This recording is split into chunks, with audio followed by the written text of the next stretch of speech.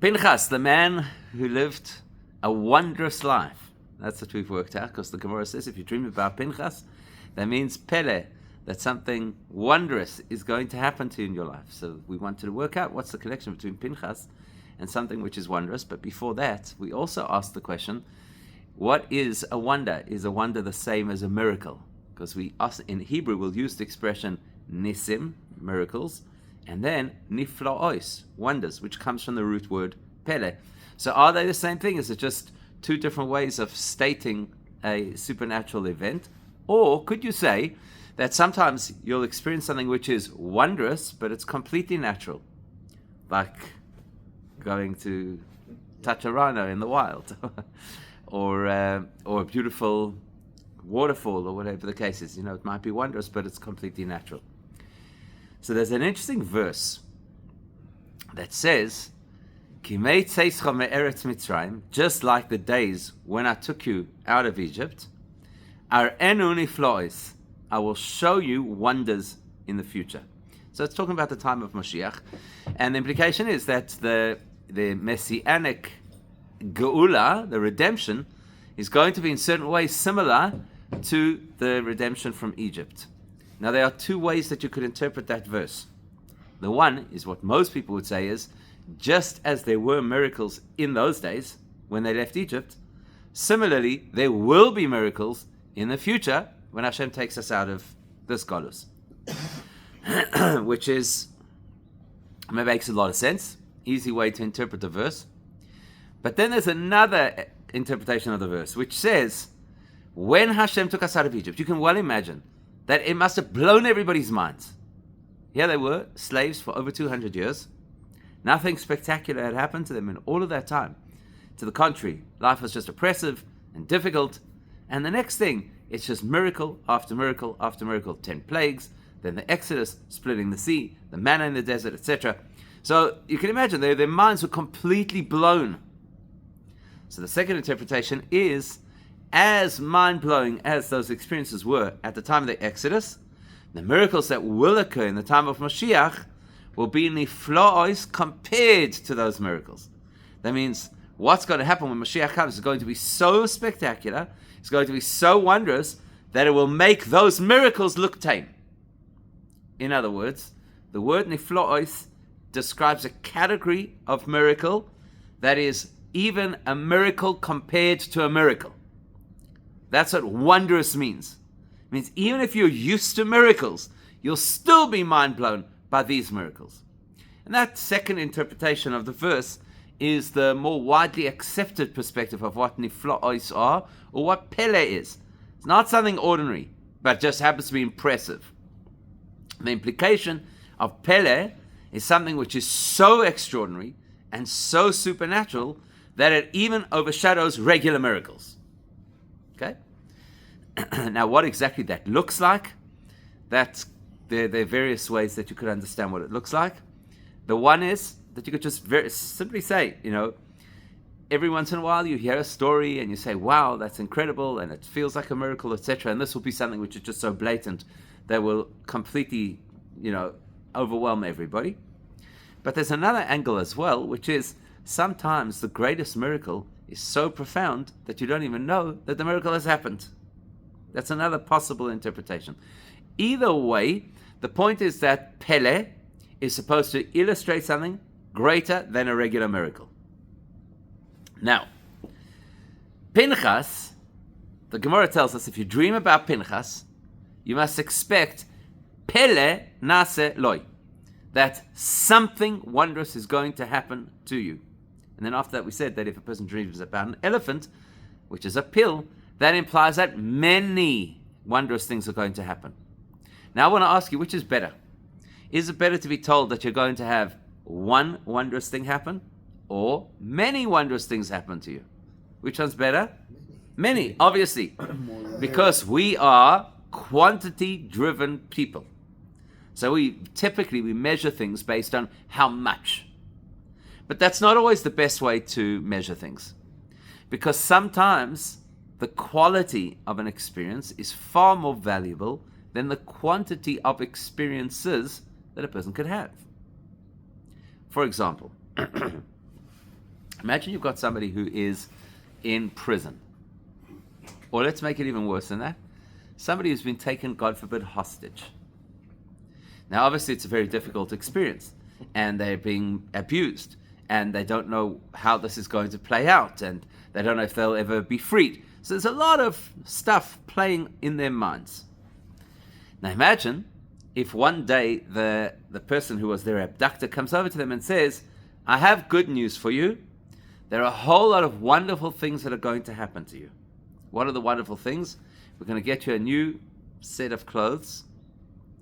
We're going to introduce a new thing into your diet that we weren't feeding you before. So now you'll be able to get, let's call it fresh fruit, which you didn't have before. We're going to take you every day, instead of being locked up in this little room, we're going to take you every single day to spend some time outdoors so you can get some vitamin D and you can get some exposure to the fresh air, etc. the case. Will the person be happy, the hostage? Of course they'll be happy. Because a whole lot of wonderful things are going to happen to them compared to the last few months where they were kept chained up in this tiny, dark, dank place and fed just bread and water. This sounds like a dream. So it's a whole series of wonderful things that are going to happen to this person, which the person is obviously going to welcome. What happens if the person comes to them and says, one wonderful thing is going to happen to you? Just one. Now you get to choose. Would you like all of those wonderful things? The food, the air, the clothes, or just one wonderful thing? What's the one wonderful thing? You're going to go free. Can't compare the two, obviously. So you can't judge something by the frequency or the quantity. You have to understand the nature of what you're being told. So if you're told, you have this dream. In the dream you see an elephant. Pil. Pil is related to the word Pele. And the Gemara tells you that if you dream about the elephant, it's an indication that so wonderful things are going to happen to you. That's great. All you know is that at least two wonderful things are going to happen because it's a plural. So at least two wonderful things are going to happen. Whereas if you dream about Pinchas, and then you're told that the symbol of Pinchas is Pele, that a single wonderful thing is going to happen, the implication of that Pele is one complete upgrade of your life. Not things, not nice things that will happen to you. One total upgrade. And that upgrade is to the extent of being a Pele, something which is totally mind-blowing, something which is beyond a miracle. So which would you prefer? A series of nice things or one mega upgrade? So that's really what the Gemara is telling us here. That if a person dreams of Pinchas, the message is that something substantial is going to shift in their life for the better. How do we know this? How do we know this? Because, you see, it would really be a bit of a stretch to suggest that Pinchas becomes the symbol of a major revolution in a person's life just because of one day in Pinchas's life. Now, sensibly, that's what it looks like. Sensibly, that's the story. In fact, if you look at Rashi's interpretation, where Rashi told us that there's the Gemara in Sanhedrin that lists a whole series of miracles that happened to Pinchas, so there was one day in his life where he had a series of miracles. Quite honestly, the Torah doesn't tell us anything about his life up until that point, and precious little about his life after that point. So you're telling me because one day a guy had a whole bunch of amazing things happen to him, therefore he becomes the symbol of Pele, he becomes the symbol of something which is completely super rational, supernatural. Doesn't seem to make sense. That would be the equivalent of, for example, let's say that I'm sure you've had this experience, you have a day where it's like a great day. Everything just fell into place. Everything just went the way that it should. You, you walked into the shops and punkt, they say, customer number 100,000, your shopping is free today. So what are you going to say? I am somebody who has good muzzle? You say, today I had good muzzle. Let's say that a person is in a situation where, God forbid, it's a life-threatening situation, and then miraculously they escape. So what are you going to say? I am a person whose life is full of miracles, or you say, a miracle happened to me on this day. In fact, it's very interesting. I don't know if you saw this, but one of the hostages from the Entebbe raid, or from the Entebbe hijacking, went back this year, because it was the 50th anniversary of the Entebbe story. So he went back to Entebbe airport and he said the bracha that you're supposed to say, Baruch she'asa li neis b'makom hazeh, thank you Hashem for making a miracle for me in this place. It's quite an, as you can imagine, very emotional experience to be able to go back and to make such a bracha. But the nature of that bracha tells you that the miracle is an outlier. It's an exception. It's not my life. It's something that happened in my life. And that's why I can identify when it happened and where it happened. And I could say the bracha to thank Hashem that it happened. So is that what we're talking about here? Pinchas had a very good day. On that particular day where he becomes famous.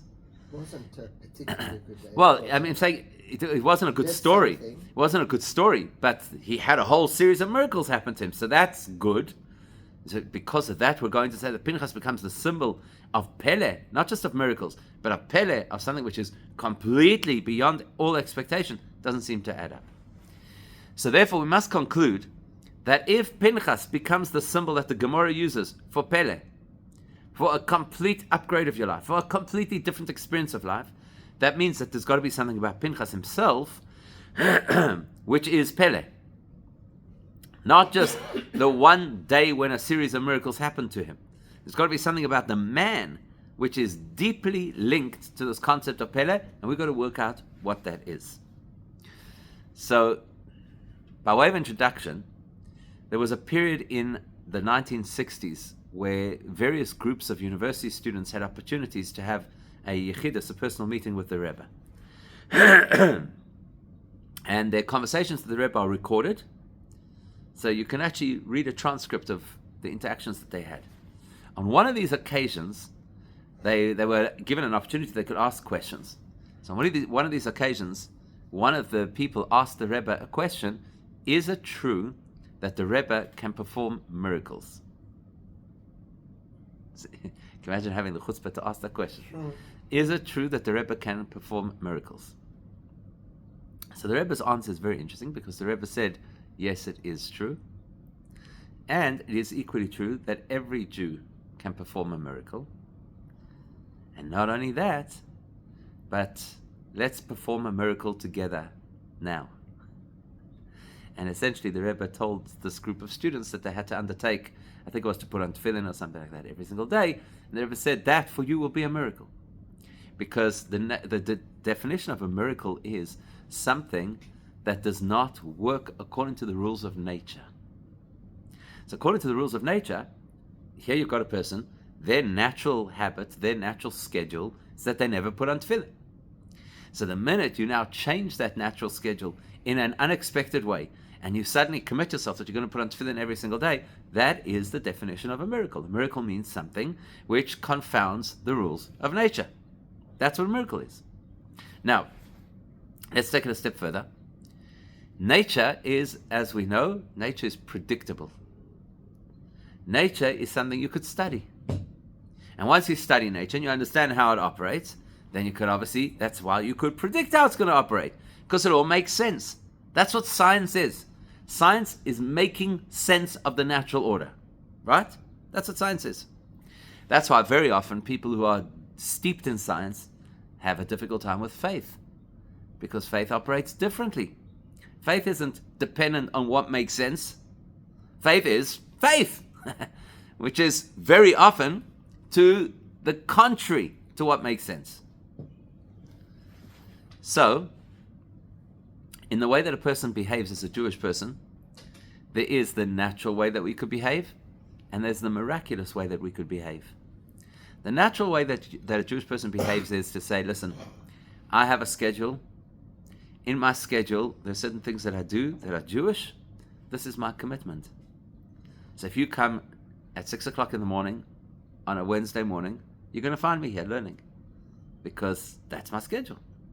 I've come to a rational conclusion that this is what I'm willing to invest in my Judaism, and that's it. Now I become predictable, like nature, right? Once something makes sense, you can predict what's going to happen. And every one of us lands in some type of a Jewish schedule. These are the things I do. This is how I do it. This is when I do it. And that's it.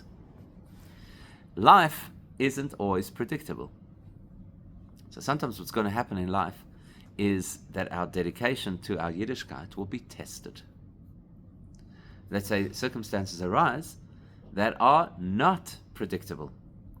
And the way that I respond to those circumstances may require me to make a decision that doesn't necessarily make sense. For example, let's say that you've got a person who says, look, in my Yiddishkeit, I'm very dedicated to keeping Shabbos. Something that I care about.